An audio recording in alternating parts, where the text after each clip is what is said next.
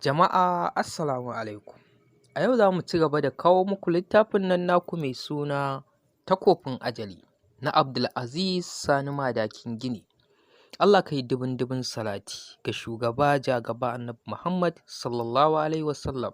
Kun ga bibiyar mu akan wannan manhajar tamu ta WhatsApp wadda muke turawa jama'a littattafan yaƙi na Abdulaziz Sani Madakin Gini. Ga duk mai buƙata zai iya tuntuɓar mu ta wannan lambar wayar tamu 081 42 23 40 33. Iya WhatsApp kaɗai ake yi mana magana. Mun gode, yanzu za mu shiga cikin wannan littafin naku mai suna Takobin Ajali. Lokacin da zakin sihiri ya sake miƙewa zumbur duk da cewa ya maku da jikin dutsen, ya daka tsalle ya dira a gaban Hurshiba suka rugunsume da azababban yaƙi. Sai jaruma Nabila, Urwatu, Yarima Aslam da Minal da kuma sarkin yaƙi Shardas suka zama 'yan kallo.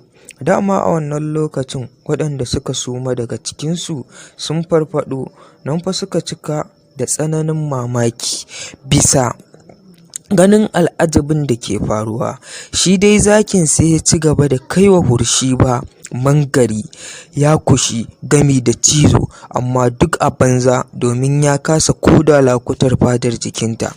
A duk sa'ad da Hurshiba ta naushi zakin ko ta buge shi da ƙafarta, sai suka ga kamar ta mola take bugawa, don sai zakin ya yi sama nesa da ita ya faɗo a ƙasa, amma saboda naci sai ka ga ya sake miƙewa zumbur ya daka tsalle ya faɗo kanta, sun daɗa rugunsumewa da faɗa. Yayin da aka sami sa'a ɗaya da rabi ana wannan gumurzu, ya zama na cewa Hurshiba ta kasa hallaka zakin, shi ma ya kasa hallaka ta. Sai ran Hurshiba ya ɓaci, zuciyarta ta kufula, cikin tsananin fushi ta suri zakin, ta yi hajijiya da shi a sama sau 3, sannan ta fyaɗa shi a ƙasa. Bata bari ya ƙara tashi ba, sai ta sauri ta take wuyansa da cikinsa da ƙafafunta, tamkar mutum ya danne kaza zai yanka ta. Cikin zafin nama ta zare wata wuƙa, 'yar gajeriya wuƙa daga cikin ɗaurin cikin kufinta. Ko da ta zaro wuƙar, wacce take wani irin haske da walwali na musamman, kuma tana sauya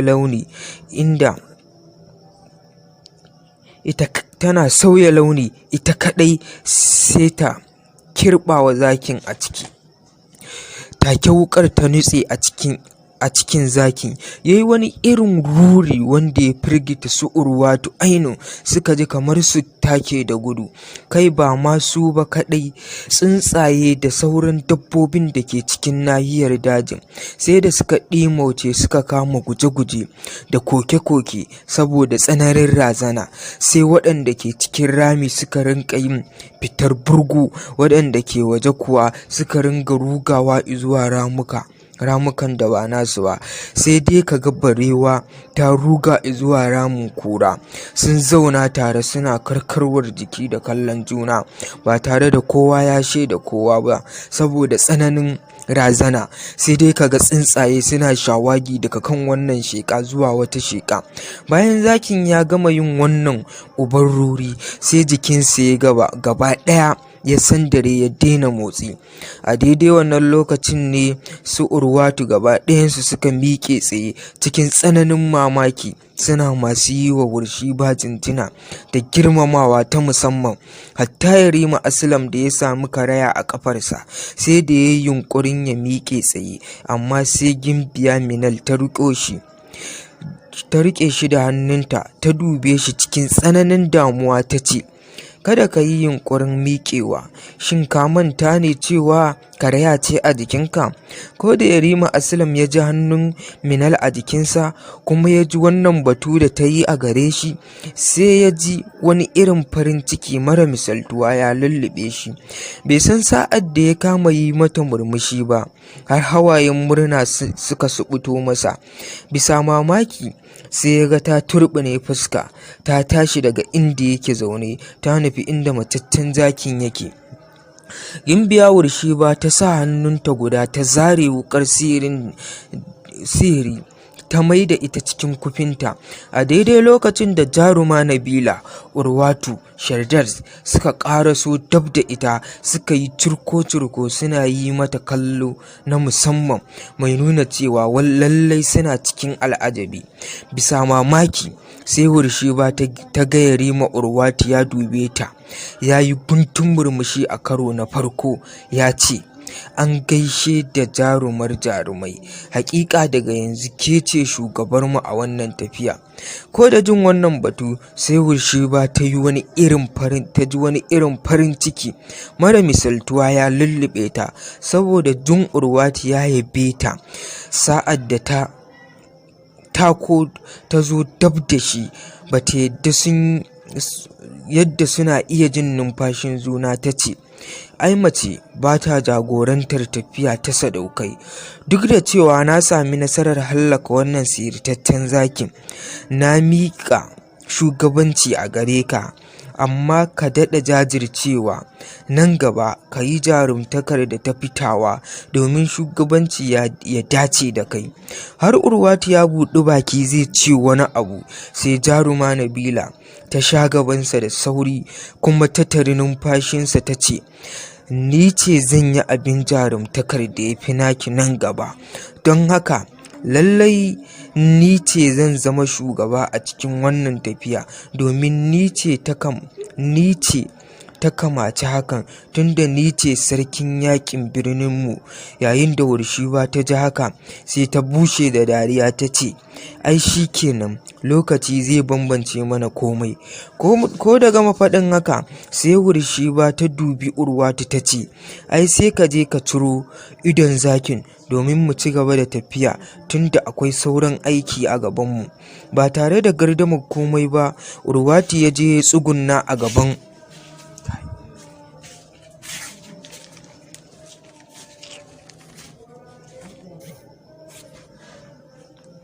ya je ya tsaya a gaban matattun zakin, ya sa wuƙa ya ƙwaƙulo idonsa ya jefa a cikin wata 'yar jakar fatar, sannan ya miƙa wa jaruma Nabila ya ce, gashi ya ke dirkar birnin Hairi Salas. Goda Nabila ta ga Urwatu ya girmama ta ya bata idon zakin sai ta cika da tsananin farin ciki ta yi masa dariya. Ita kuwa Wurshiba sai kishi ya turnuƙe ta ce a ranta, to yanzu inda ban kashe zakin ba ta yaya za a samu nasarar ciro idon nasa? Yanzu duk wannan jarumtakar da na yi ba ta isa na janyo hankalin Urwatu zuwa kaina ba. Na fi Nabila kyau, na fi ta jarumtaka da asali, wai shin saboda mai Urwatu zai ki sauya ra'ayinsa ne? Amsar da Wurshiba ta kasa baiwa kanta kenan. Kawai sai ta nufi inda dokinta yake, ta kama ta hau, sannan ta juya ta dubi kowa ta ce, ku zo mu tafi domin ba mu da isasshen lokaci. Ku sani cewa lokaci na da matuƙar muhimmanci a cikin wannan tafiya tamu. Idan muka yi sakaci ba za mu taɓa samun nasarar abin da muka fito nema ba. Har jaruma Nabila ta buɗi baki za ta ce wani abu sai Yarima Urwatu ya yi mata nuni da ta yi shiru, kada ta ce komai. Ba tare da ɓata lokaci ba aka yi shiri, gaba ɗaya aka ɗugunzuma aka ci gaba da tafiya don zuwa birnin Kisra kafin cikar kwana 7 domin a riski wannan damusar a kan kwanakin da aka yi ƙa'ida. Sai da aka yi ni ana tafiya har rana ta kusan faɗuwa, sannan aka yada zango a cikin wani dogon daji mai ƙarancin bishiyoyi. Bayan an kafa tantuna an ɗaure dawakai sai kuyangi suka shirya abinci tare aka kai wa kowa a cikin tantinsa. Yarima Aslam na kwance bisa shimfiɗar, Hurshiba na zaune dab da shi tana jinyarsa, domin a wannan lokacin ma ta gama bashi abinci kenan da hannunta, sai ta ji an yi gyaran murya a bakin kofar tantin nasu. Hurshiba ta waigo domin ta ga kowaye, sai ta yi arba da Yarima Urwatu a tsaye, fuskarsa cike da murmushi. Al'amarin da ya matukar bata mamaki kenan. Ta ƙura masa idanu kawai, ta kasa cewa komai.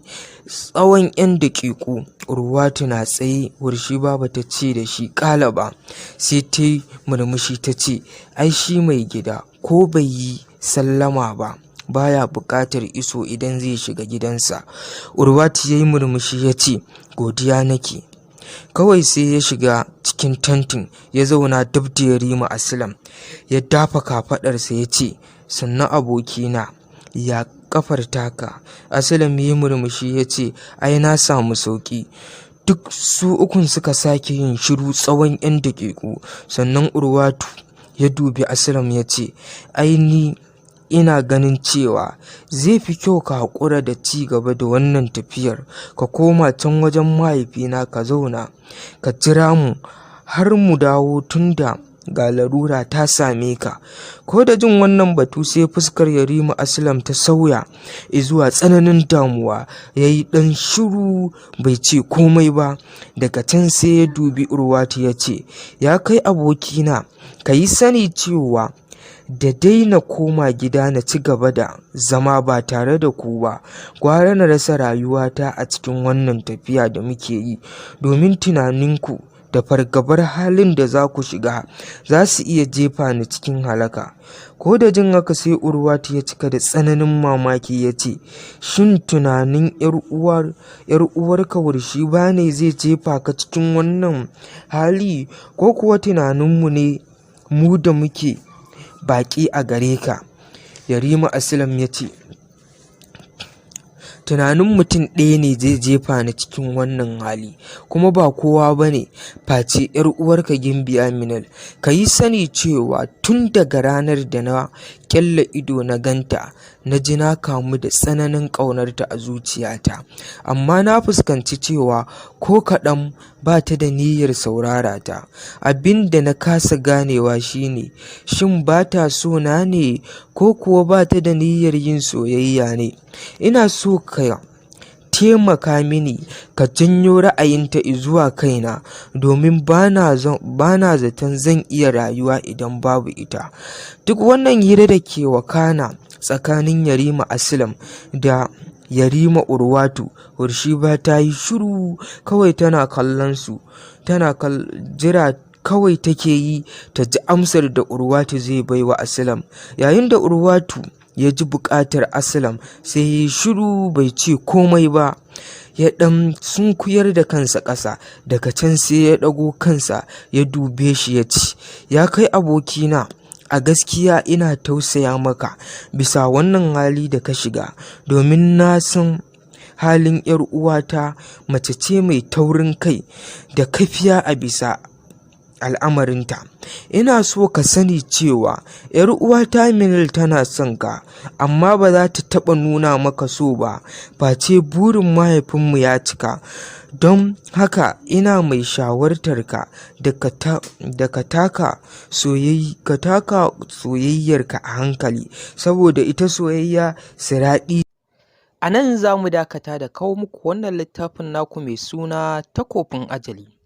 Za ku iya bibiyar mu a tashar mu wadda take kan manhajar YouTube channel mai suna Gidan Littafi TV, wadda muke kawo muku littattafai na yaƙi da labarai kala-kala. Allah ka yi dubin salati ga shugaba jagaba Annabi Muhammad sallallahu alaihi wasallam. Allah ka saka kabarin annabi da turare mai tashin ƙamshi. Allah ka bar mu da annabi. Allah ka samu ziyarci annabi. Allah ka kashe mu muna ƙaunar annabi.